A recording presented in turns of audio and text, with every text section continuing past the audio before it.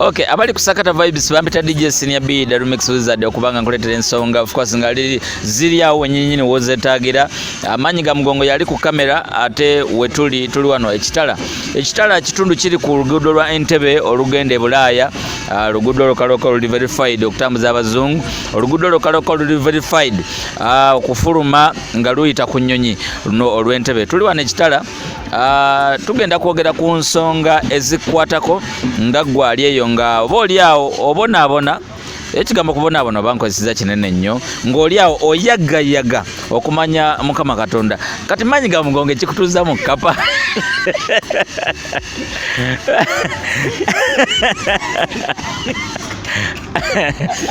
oyagayaga okumanya Mukama Katonda oyagayaga okwogerako ne Mukama Katonda oyagayaga okubanga Mukama Katonda awulira ebyetaago byo okubanga akujjulula obanga akutuusiza obwetavo so mu bufu obwo ffe nga abasakata vibes tuba n'ebibuuzo of course bye tuba twagala okumanya ebimu biba bisumbuwa abantu naddala mmwe abali ku social media naddala mmwe abatamanye bulamu obw'omuggulu we butambula ensonga tuziggusa noba ng'obaako ekyokuyiga kyofunawo era n'otaviiramu awo kyolina okukola kimu kyokka kwata link eyo gisharinge subscribinga beera ng'olezaako muno naye amanye nti ebirungi biri kusakata vibes kwokka we baba babuuza mu Katonda babuuza batya Yesu Kristo yeebazibwe nenziramu ntya bagamba nti amiina oba yeebazibwe omunazaalesi omunazaalesi yaani ye Yesu Kristo Katonda yaani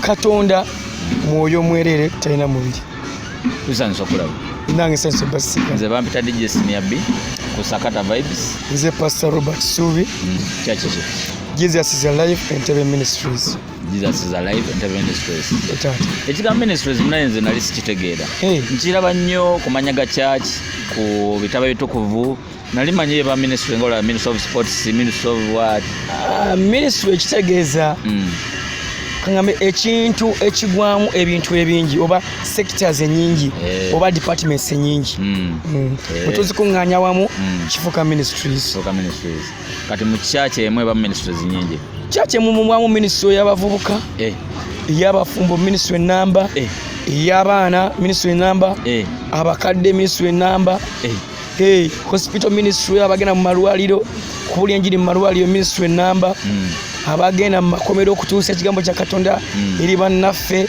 nayo ministry number kuba bingi nnyo ebira mu kanisa etubigatta ebikola ekkanisa njawulo kyeri wakati wa ekkanisa kereziya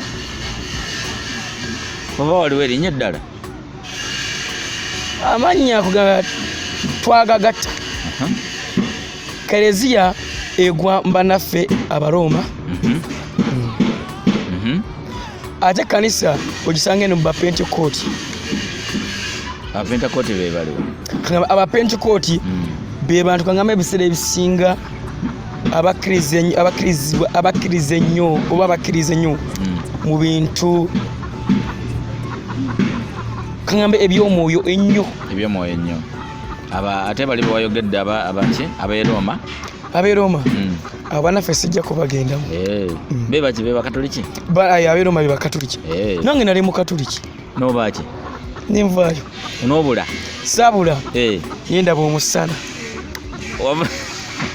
nendokoka wava mukisikirize simanyi mu lubereberye Mukama Katonda yatonda eggulu n'ensi n'ebigirimu tufuna eddiini kyeki eddiini gurupu y'abantu abalina ekyo kye bakkiriza ate abalina obulombolombo bwe balina okutuukiriza ng'oggyeko Bible ate era eddiini entuufu Bible gyegamba ng'ogenze mu James ssuula esooka oba mu Yakobo essuula esooka eddiini Bible gyegamba kubanga omuntu otuukiriza byonna nga eddiini bwena okukola kibwe byogera for example bw'obanga okusinza ku kyawandiikibwa ekyo ku kyalo kuliko bangambe nga bannamwandu kwangambe kubanga oli ku kyalo kuno bannamwandu bonna abaliko n'abeetaga bonna abaliko olina okuba nga obamanyi ate ng'otuukiriza bye beetaaga nga wagamba nti tulina Bible kyekintu omuntu kyeyandibadde yeekwata okubanga ajjukizibwa obwakabaka bwa Katonda. Kiki ekitandikirwako omuntu okuba n'eddiini? Tandikira mu mutima. Mutima. Bw'oba n'omutima oba olina eddiini? Tandikira mu mutima. Te ebintu by'eddiini ebisaga bigendemu nnyo. Lwasonga nti kati ebyo nabivaamu. Oli muki? Sibimanyi, nze ndi mulokole. Omulokole yaliwa? Omulokole yakkiriza Kristo Yesu Kristo omwana wa Katonda omulamu okubeera omulokozi w'obulamu bwe. Ye mulokole. Kiva kukkiriza bukkiriza? Akasi okkiriza Bayibuli nti egamba nti eri mu Baluumi essula 10 omuntu okkiriza n'omutima gwo n'oyatula n'akamwa ko n'oweebwa obuki obutuukirivu. Ate ng'obutuukirivu ffe abaana b'abantu tusobola kubukola, wabula Kristo yekka omwana wa Katonda yakola ki? Yasobola era yasobola okukola ki? Okubukola. Era nga bw'ogenda eri mu Yokaana Bayibuli walegana eri mu Yokaana ekisuula tumale kunoonyawo tulabe. Sooke tewali buzibu. Yokaana essula esooka. Essula esooka. Tugende ku lunyiriri olw'16. Olunyiriri olw'16. Bayibuli egamba kubanga kukujjula kweffe ffenna kwe twaweebwa ekisa mu kifo ky'ekisa. Kukujjula kwani?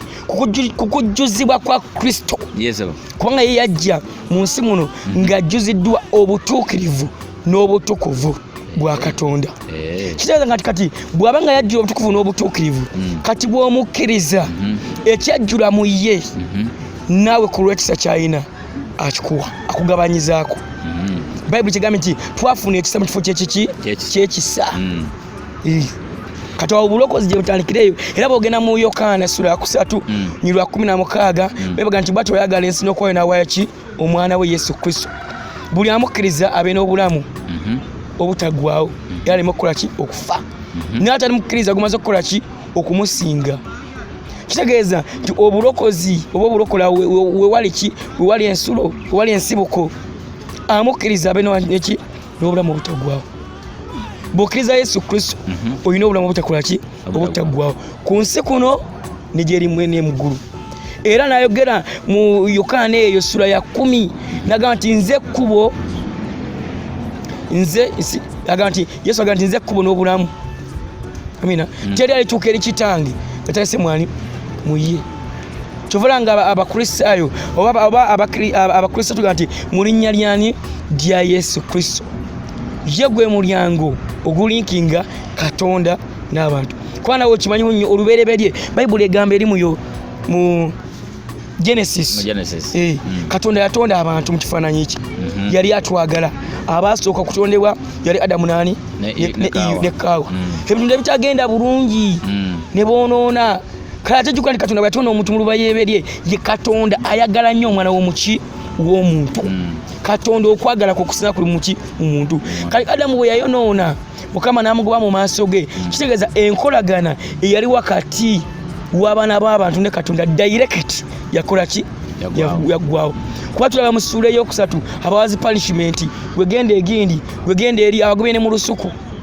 Kulagana yakola ki? Yaggwaawo. Naye bwe yaggwaawo nga omanti Katonda asigala ayagala kyakola ki? Kiyatonda. Yasigala anoonya nkoze ntya okuleeta omwana w'omuntu omukola ki? Omukomyawo. Najja ng'atuma abalanzi abaasooka, bannabbi abaasooka, naye nga tebakola ki? Tebaasobola. Paka bwe yatuuka n'awaayo omwana we. Kati Kristo yajja kulikinga gaapu. Kyova yaga nti nze kkubo n'amazima n'obulamu. Teri alituuka eri Kitange atayise mu nsi. Kitegeeza kati enjawukana olwonko olwajja mu makkati wakati w'omwana w'omuntu ne Katonda, Kristo yalokola ki? Yalugatta. Tuba tusaba tugamba nti mu linnya lyani? Lya Yesu Kristo. Kitegeeza nti yagatta wakati w'omwana w'omuntu ne Katonda. Biki ebikwanguyizaako okucommunicatinga ne Katonda ng'omuntu? Ekisooka kwewaayo. Determination. Bayibuli etugamba nti bwe tugenda eri Katonda tukkirize nti Katonda waali. Ekisooka kiyinza okugamba ekisookera ddala Katonda ali buli wantu wonna. Ne wano we tuli? Wennyini waali. Otyo? Era kasita oggulawo omutima gwo n'obeera ng'olina okukkiriza munda mu gwo nti asobola. Bw'omusaba awulira. Naye ekirala okusoma Bayibuli oba ekitabo Bayibuli n'otegeerera ddala ennono za Katonda n'ozitegera kwa God is principles. Katonda nnono kasozitegera bulungi nnyo n'ozitambuliramu oba n'okwata amateeka ge n'okwata ebiragiro bye. Kati buli mbeera buli w'omusaba oba buli yogera naye akola ki? Awulira. Kubanga Bayibuli nze ngamba eri mu Isaaya essula ya 59 okutu kwa Mukama tekoze eki?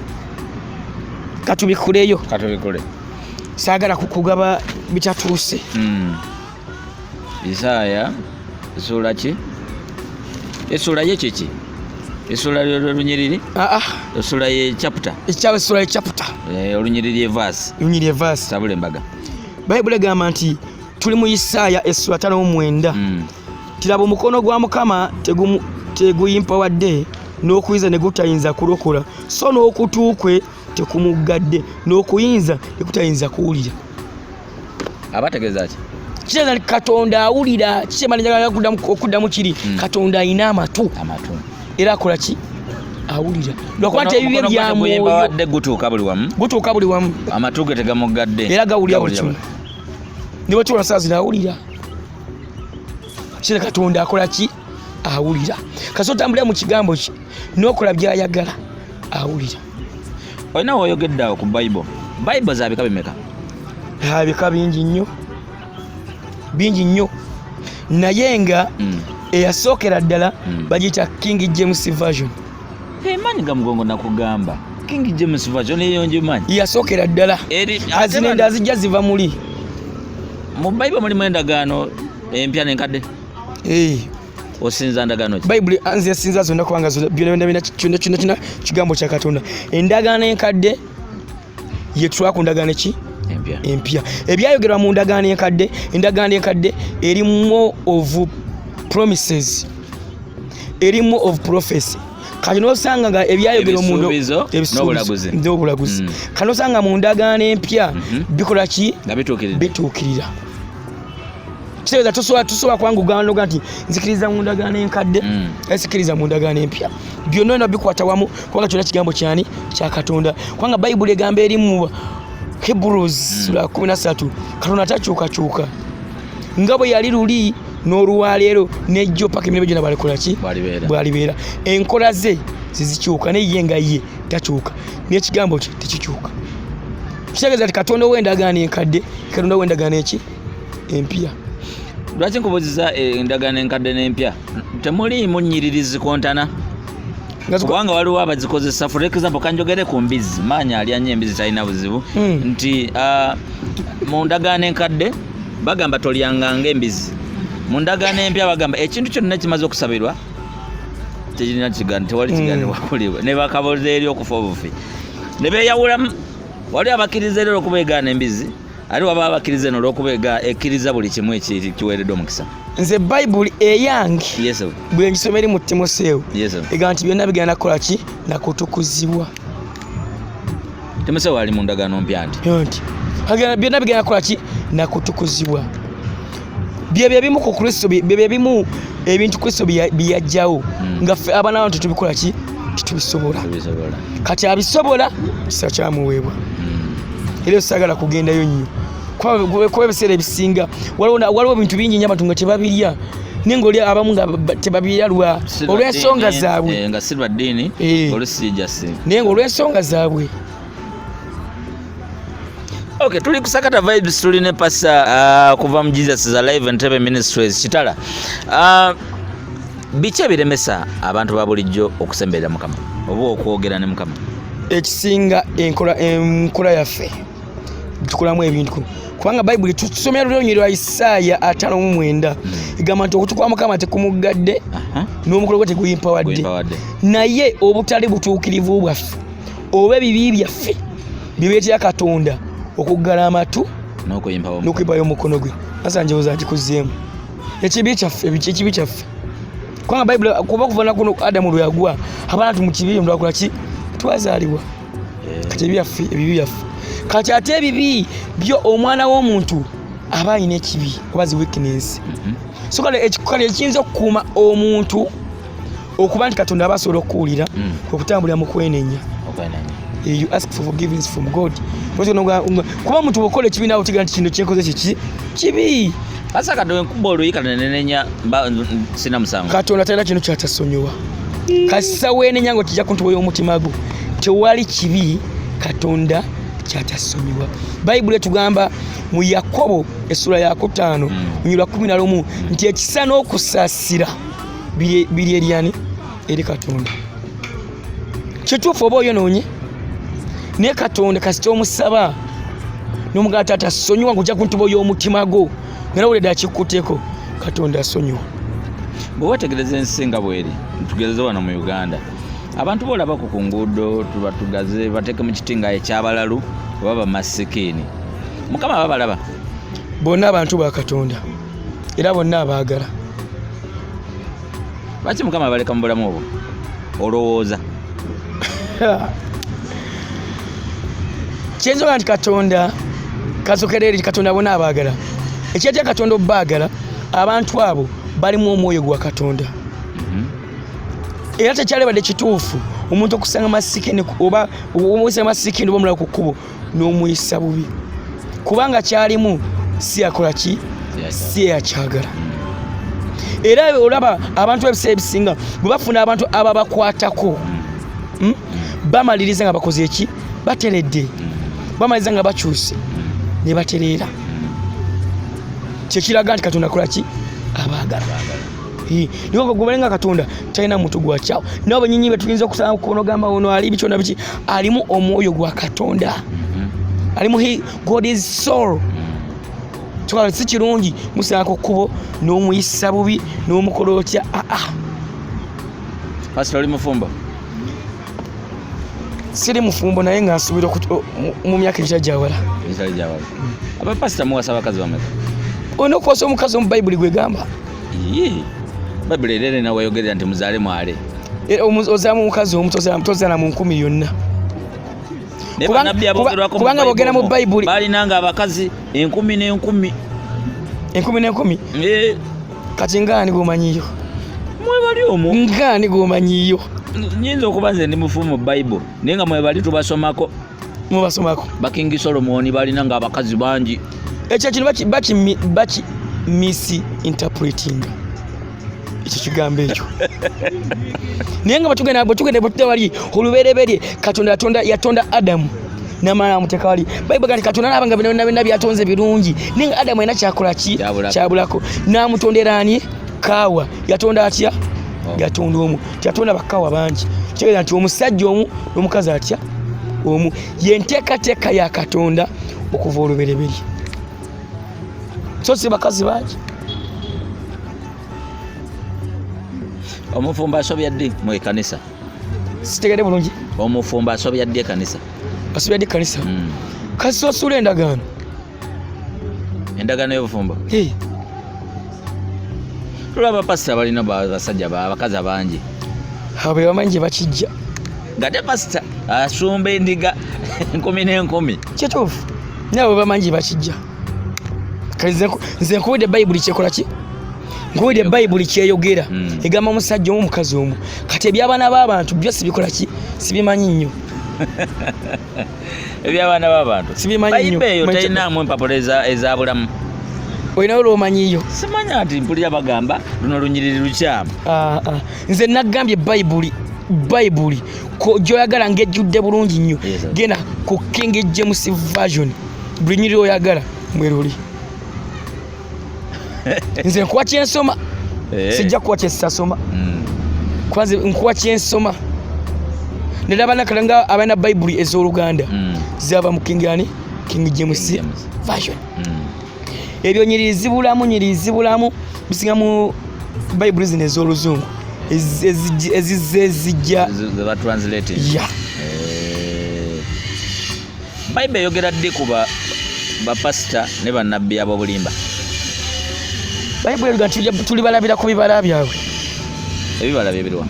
Ebikolwa byabwe bya bulijjo. Nenga gye bali? Gye bali. Omuntu wa bulijjo ayawula atya pasita w'obulimba n'omutuufu? Omuze nti omuntu na katonda bwe yatutonda tuwa amagezi. Amina. Osobola nga olwadde ddala omuntu ekintu kyakukozesa naawe mu buliwo kintu kyakukozesa naye ekintu kino wadde siri nnyo wa mwoyo nekiro ekintu gundi kyakola tijja kikkiriza. Oyinza tokugamba nti ngenda kukusabira mwakuleta kyapa ky'ettaka nkusabire naye nga nyina amagezi naye nga nenkireeta kale ngenda kukusabira ofune omusajja oba ofune omukazi naye Saara ejja kweta munda mu nzi yerekere kukomeko kale olwekyo sumula bulawuzi yo kale nga nze nga nyina amagezi nensigala nga ntuddeawo abantu baba basiru bebakola ebyo kale gwe tokyanti Katonda agenze mu ebyokunimba Bayibuli byetayogera miracles zintuufu nnyo tezitandise lwaleero okuva olubereberye Katonda akola obubonero ebyamagero ng'ayitawa akosa abaana b'abantu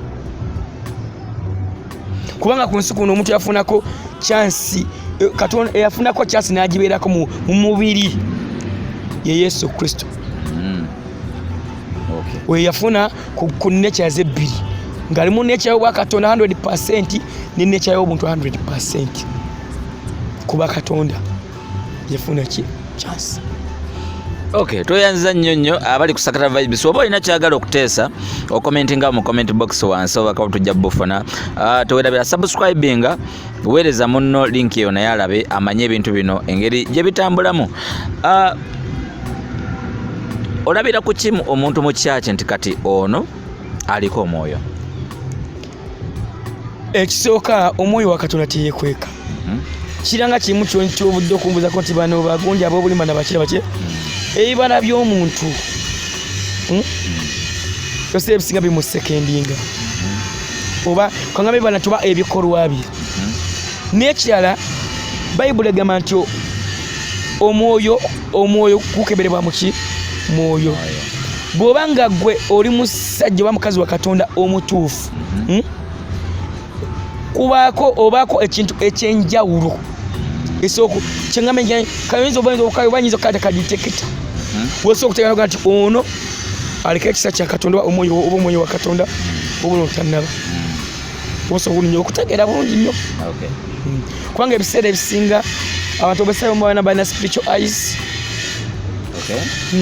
olaba nogamba kati ono ali kino oli ali kiri naye nga tasi kyangu kubanga jjukira n'omulaba Sitaani abikola nokuba nga oli mwegendereza nnyo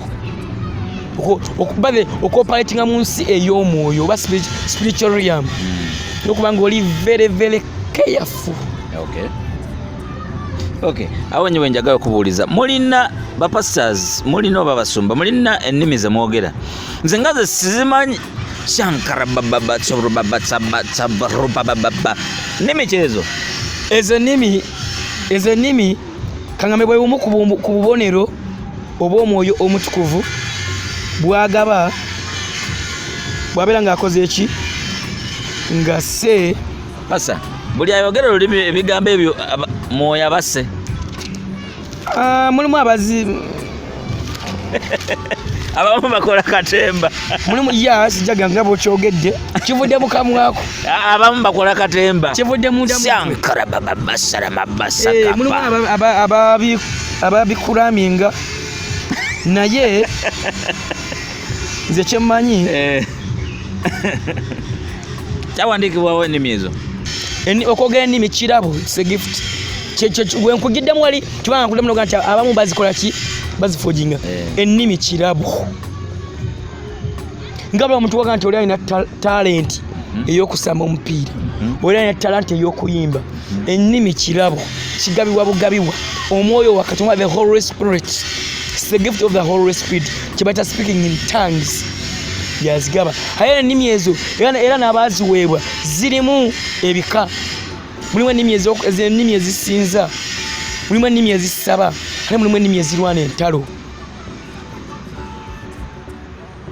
Pasa olina kirabo kya nnimi ki ennimi ezange zakusinza atusinza gundirika ezange zakusinza tusinze n'abali ku Sakata Vibes kitwala bbanga ki okusinza azini kwa nyimba otandikirawo gwe tebala gajja ate ze bademanyi Bo manyinga omanyi oluzungu otandikira ladies and gentlemen we are here now we are going to preach about obulimba bwennyini omuntu oluva guli ng'otandikirawo olina okumala kubanga ajjukira nti kiri kiva ku soul tubagala okubanga guli touched. Once you feel your heart is touched, it's your soul to connect with God or with the Spirit of the Almighty. Kitegeeza oba connections Mukama Katonda osobola okumanya kyakugambye. Yes. Mwezi ennimi. Njagala otuvunulire. Shankara Baba Mahoro Basakaba bitegeeza ki? Saawa zino gambye ennimi gabe zijja time zingwa muli mu kusaba kugenda ebuziba. Zijja era zibaawo. Shakamane Bible zemanya ennimi. Ennimi mweziri mu Bible. Balengeza ko no zinoonya. Tuli ne pastor agezaako okutujjukiza oba okutunnyonnyola ennimi zino ze bagamba nti nno boogera in tongues in different tongues okuba nti bakommunikatinga ne Mukama Katonda. Ennimi ezo mbu ze ziraga nti mwoyo wa Katonda waali waawo bennyini we bali ali nabo yatambuza bigere ng'enjogera gye batera okukozesa ba teyalinnya ennyonyi oba teyaluddeyo. So mucho agenda kuba tunyonyola ennimi ezo ziba zitegeeza ki? Bible ezoogerako ezoogerako za mugaso ki? Era olabira ku ky'omuntu azirina ennimi ezo. Abakkiriza yonna gye muli kirungi nnyo mwekwase Mukama Katonda. Pastor nga bwagambye nti Yesu lyekkubo mwoyita okutuuka ku Mukama Katonda. So mube bakkiriza kitandika naawe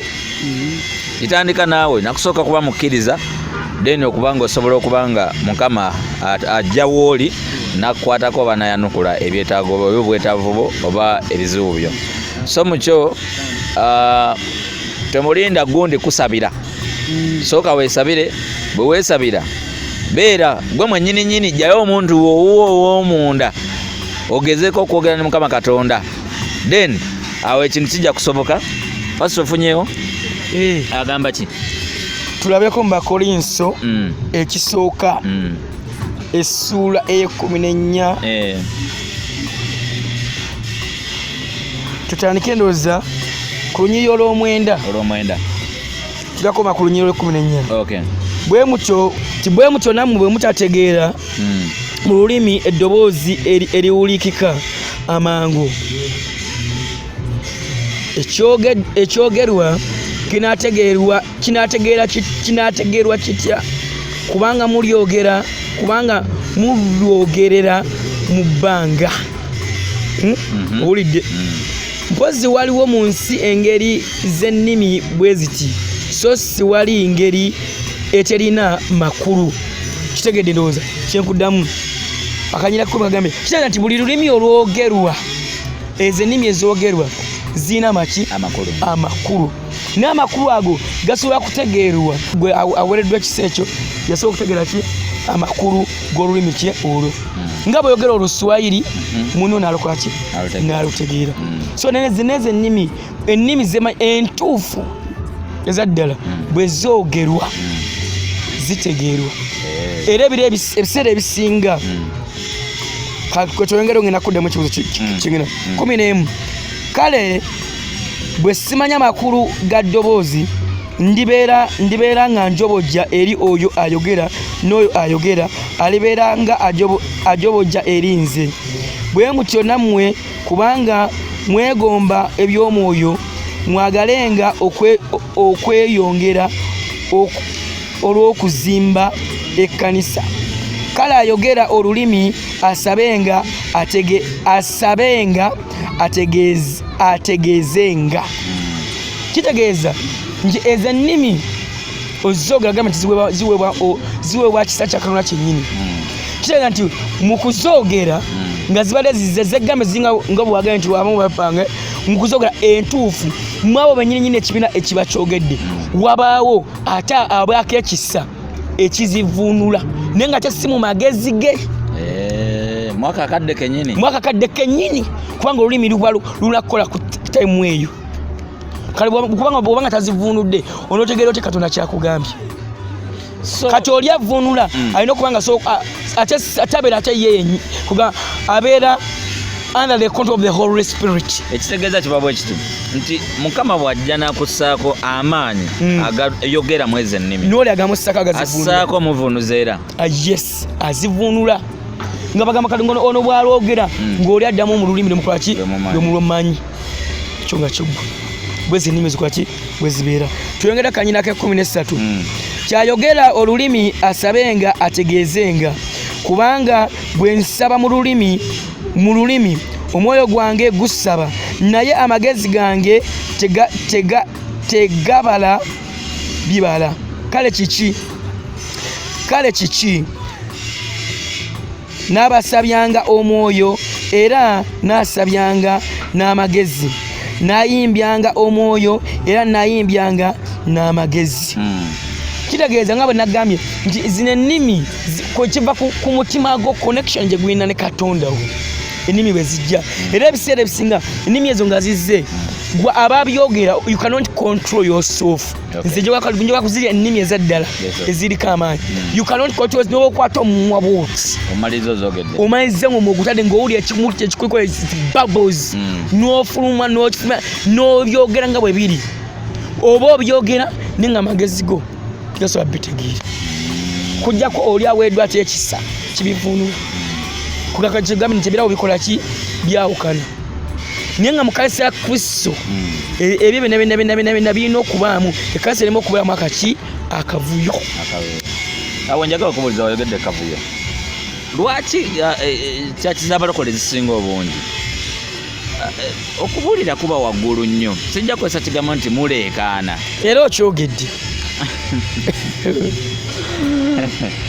lwaki kiri bwekyo lwaki okubuulira kuba waggulu nnyo enjiri eno wetuba tunyumya nze bweti wano ng'eddoboozi lyakakamu abantu bonna abagobezi tebagiwulira bawulira lwaki muba mwogera waggulu nakyo si buli omu kyayogerera waggulu nze no ŋŋamba ku mulembe guno tewali pasitatasakala bulago nze no ŋŋamba kyokwogerera waggulu tewali pasi atasakala bulago kituufu naawe era tosobola kwogerera wano dakika 10 nga bulago bwe tebusaakadde twagera dakika mmeka kale kakati ebiseera ebisinga kisinziira nze ŋŋamba nti engeri omuntu Katonda gyamuwayalingamu oba olwa bamanya amplifier nga ziri waggulu nga tebategana buzindalo neyo gye mubeera eyo obasinkana ng'oli nga si mulokole naye ng'ali waggulu naye nga eddoboozi ye bw'ayogera ayogerera waggulu kakitegeeza kati oyo ate bw'alokoka n'akwata kazindaalo kati bo bata abantu buli omu Mukama yamuwa mu ngeri naye mulimu n'aboogera nga oli ayogera mpola nolowooza ng'alinganga akyasaaga olanga abanyumya naye ng'akyali buziba mu kigambo kya Katonda oba mu mwoyo. Tena ekirala endongo nga nnyingi mu kyaki sitakyo nti endongo lulinga boga nti endongo endongo zisanze manyi endongo zibeera mu biduula njagaddeko se kigambo onfune bulungi kyeŋŋamba endongo onfune bulungi yongero kitangazaamu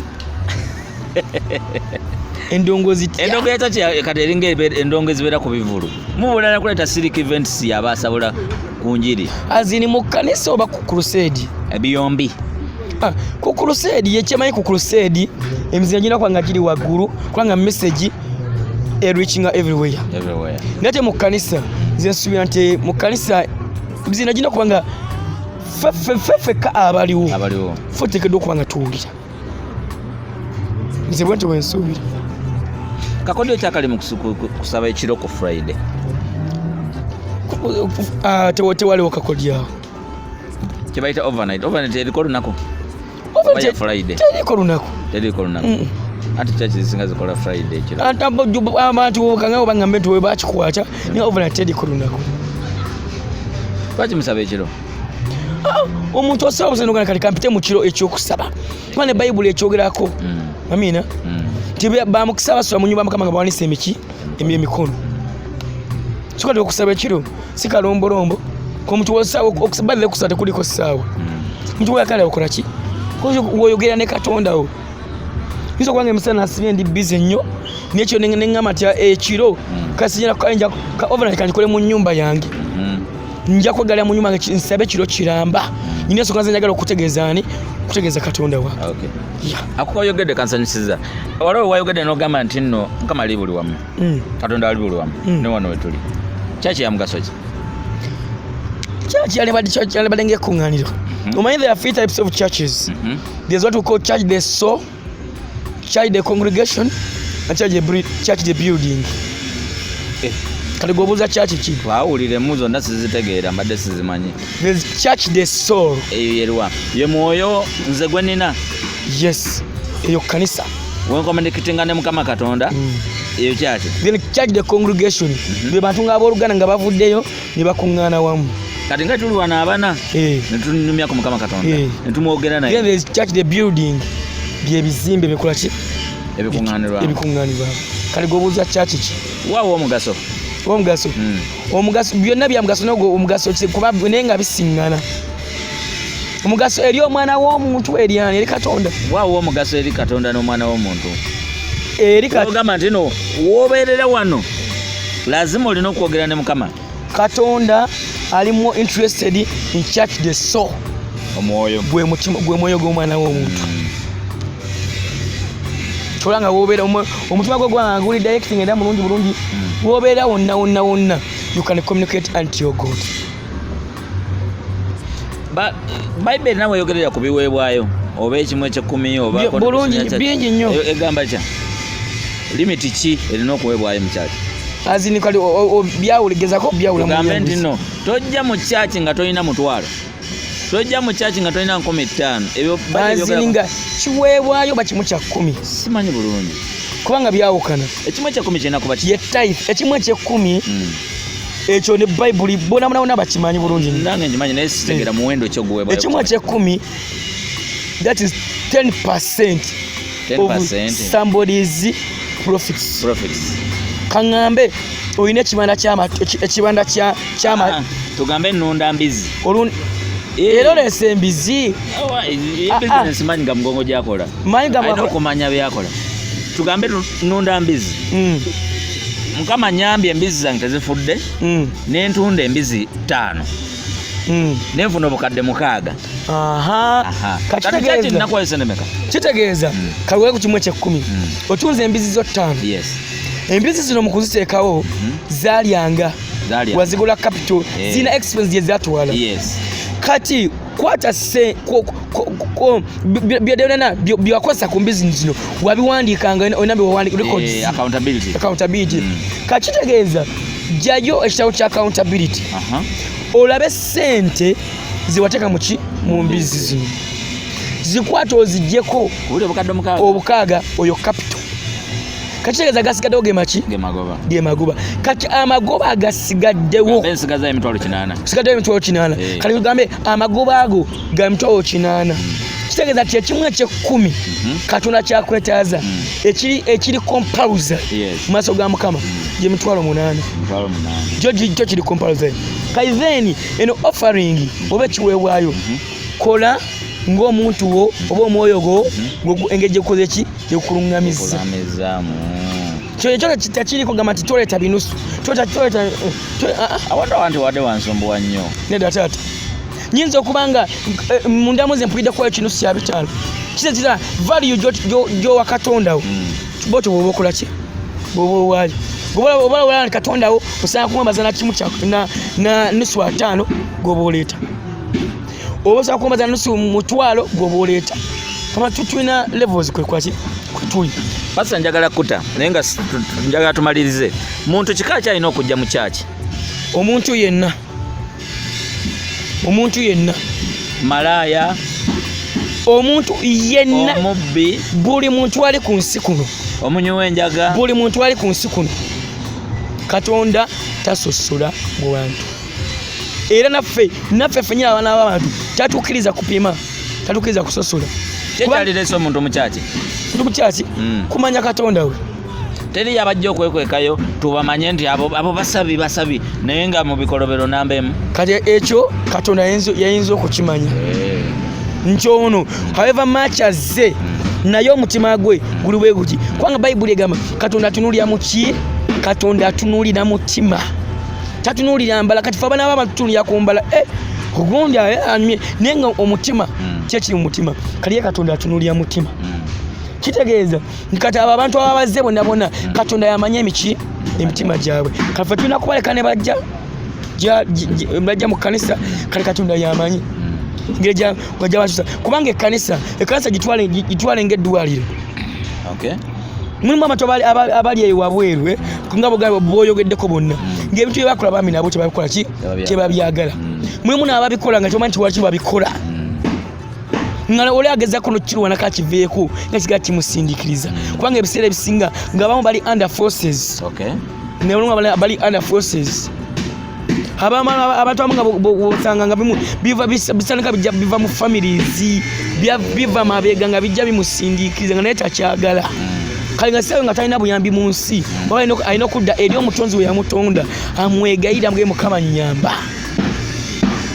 pasa eddogo gye liri nnyo mulivunula tulivunula tutyo abasabi abakule abasumba abasabi eddogo gye liri ogivuna azini nga lyogedde nga likoze kityo naye nga eddogo gye abantu babaloga nnyo oli najja mu kyaki nga liko eddogo n'omusabira n'atereera ezubi eno bigenda n'atereera ogwange gwakusaba busabi n'atereera bulungi nnyo kubanga bino ebintu byetulaba mu nnaku zino sebisoose kati nobasoma eri mukuva Mukama agamba Musa temulekanga omukazi omulogo mu kibuga temulekanga eno mwezekeri ne Samweli akyogerako ne mukuva atyogerako Mukama ati omulogo yenna temulekanga mu kibuga kyovanga bogenda eri mukubala agamba nga teri ddogo eri Isirayiri ate eri bulaguzi eri Yakobo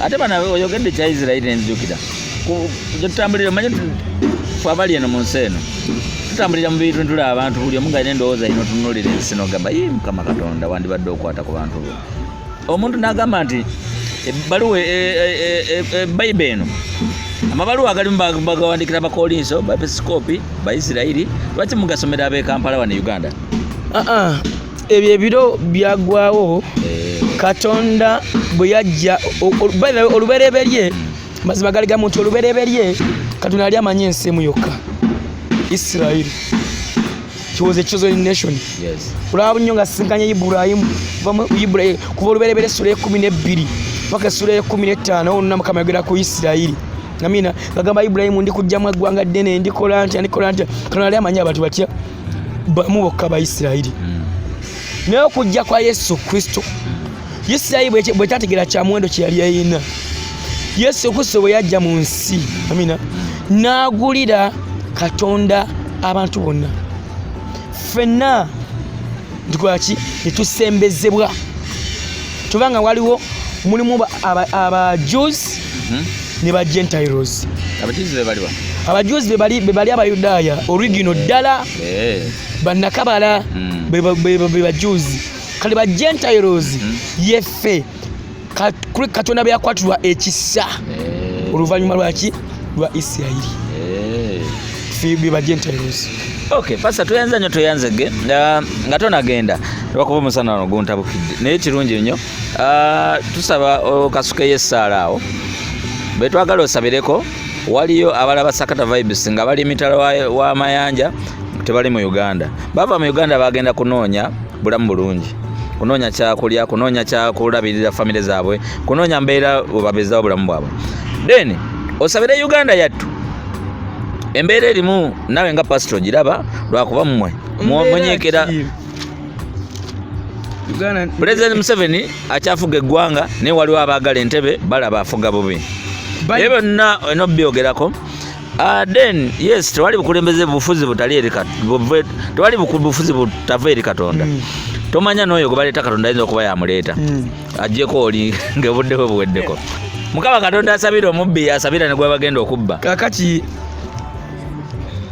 ebintu bya politics agabingira munyo ensi yatu mu mirembe yamina tewali bufuzi obutava eri Katonda ogwange ng'omukulembeze era omuyoyi w'emyoyo kusabira bonna Mukama batadde mu maaso kutukulembera abawe ekisa batukulembere. Amina. Sabira abaana bali abasinga abaana babuwala mulimu n'abasajja kala bali eyo batoba. Haleluya. Bonna tubatumidde. Tusaba Katonda abakole bulungi. Amina. Kale ke tusabe. Katonda wa Ibrahimu akone Isaka taata mu linnya erya Yesu Kristo tujja gy'oli kubanga oli Katonda omukulu, oli Katonda omwesigwa era oli Katonda ow'amaanyi. Bayibuli egamba nti munsaba amawanga n'agabawa bw'oyogera mu Zabbuli, ayi Katonda wa Yakobo ssebo. Mukama nsobola okubaza ku lwa bannyinaffe ne baganda baffe bwe wawa ekisa ne batambula amawanga, ayi Katonda wa Yakobo ssebo. Mukama bangi gye bagenda kunoonya ssente, ayi Katonda wa Yakobo ssebo. Ne Bayibuli Mukama egamba Isaya essula 45 nyiri olwokusatu nti goli Mukama Katonda agaba obugagga obw'omu kizikiza, ayi Katonda Yakobo ssebo. Kitanga kyenva nsaba mu linnya erya Yesu Kristo ndeka omukazi oyo n'omusajja oyo, ayi kitanga agenda okunoonya ssente, taata muwa obugagga obwo bwakokebwa mu kizikiza mu ensi gy'ali mu nnyini buyinza ssebo. Mukama bawa obugagga bajjajjaabwe bakitaabwe ne basenga bwe batakwatako, ayi Katonda Yakobo ssebo, kubanga bwekyo bwe kyawandiikibwa nti ffeeza ne zaabu byo ayi nannyini buyinza. Sigwe wayogera mu Zabbuli 24 nti ensi n'okujula kwayo yo ayi Mukama. Mukama nzikiriza ng'ensi n'okujula kwayo yo ssebo. Mukama nga bw'olina obufuzi ku nsi kuno, ayi Katonda Yakobo ssebo, nsibe Mukama nga taata baako omukazi gwowa omukisa gw'obugagga, baako omusajja Mukama gwowa wa ssente taata, bawa amaanyi, ayi Katonda Yakobo ssebo, kubanga Mukama gwo Katonda agaba amaanyi agawaza ssebo. Nsabye ekitanga omukazi n'omusajja oyo najjali musisinkane, ayi Mukama Katonda ayinza byonna mu linnya erya Yesu Kristo Omunazaaleti. Kitanga oteka omukisa ku nsi zaabwe, ayi Katonda Yakobo ssebo. Mukama bawa omukisa nga bafuluma era nga bayingira. Nsabye ayi kitange bonna abakola Mukama leka basasule, kubanga bwekyo Bayibuli kyegamba nti omukozi agwanirwa empeera ye. Bonna Mukama bali nga bakola taata leka basasule mu linnya erya Yesu Kristo. Nfafaaganya era mmenyamenya era nzikiriza omwoyo gw'obutasasula nguzikiriza era ngusanya mu linnya erya Yesu Kristo. N'omusaayi ogwa Mukama nga Yesu Kristo mmenyamenya buli bikolego byonna, emyoyo gy'obwavu, emyoyo gy'obutagaggawala, abantu bakola nga tebagenda mu maaso, oyo lwafunye ssente lwalwala, lwafunye ssente lwafiirwa, lwafunye ssente kiwabawawa wabawo omwana naye baavaamu olubuto, ebyo tubizikiriza mu linnya erya Yesu Kristo Omunazaaleti. Tulangirira emirembe, ayi Katonda Yakobo ssebo, tulangirira obugagga. Mukama nsabye omukazi oyo, nsabye omusajja oyo, taata muwa obugagga nnyini buyinza ssebo. Bayibuli egamba nti bonna abasaba mu linnya erya Yesu Kristo bwe kyawandiikibwa mu Matayo mu Yokaana essula ya 14 onyolo 13 n'olwo 14. Bayibuli egamba nti buli alisaba mu linnya erya Yesu Kristo kitanga olimuwa. Nange nsabye mu linnya erya Mukama nga Yesu Kristo Omunazaaleti, kitanga bannyinaffe bonna abali eyo kabaka ssebo baseeko ekisa eky'obugagga nnyini buyinza. Era Mukama nsabye njuka Mukama n'obulamu n'obuwanguzi n'emirembe gibeere kubo, ayi kabaka ssebo, bakuume nga bafuluma era Mukama nga bayingira. Mukama n'eggwanga yange Uganda yeta mu mukono gwo, ayi kabaka ssebo, kubanga Mukama Uganda watwagala n'otuwa embeera y'obudde Mukama nga ennungi, n'otuwa moto ennungi for God and my country. Mukama kyenva nkwegayirira ssebo, kkiriza ayi Katonda wa Ibrahimu kone Isaka taata, Mukama obeere Katonda wa Uganda, tuwe emirembe mu Uganda nnyini buyinza ssebo, tuwe ekisa ayi kabaka ssebo. Mukama nyimusa abakulembeze bonna, abafuzi bonna mbawonga mu mukono gwo, ayi Katonda atalemererwa. Kitange nga batukulembera Mukama bawe ekisa, bawe obuvumu, bawe amagezi okumanya n'okutegeera engeri gye banaakulemberamu abantu bo, ayi Katonda ayinza byonna. Mukama nkwebaza kubanga oli mulungi, nangidde ekisa kyo, nangidde emirembe gyo, nangidde obulungi bwo, ayi gwe Katonda wa Ibrahimu Yakobo ne Isaka. Sinkana abantu bo Mukama, nsabye obankolere bulungi ng'obulungi bwo bwe buli mu linnya erya Yesu Kristo Omunazaaleti. Amina. Kale atoza tusobola okuddako mwebale nnyo mwebale ddala okulaba Sakata Vibes. Tubadde ne Pastor Robert Subi okuva Jesus is alive Entebbe. Okay. Mwebale nnyo mwebale ddala towerabira okusubscribinga weereza muno link naye afuneko ekyamagero ekyo. Mukama mulungi ekiseera kyonna. Twagala nnyo.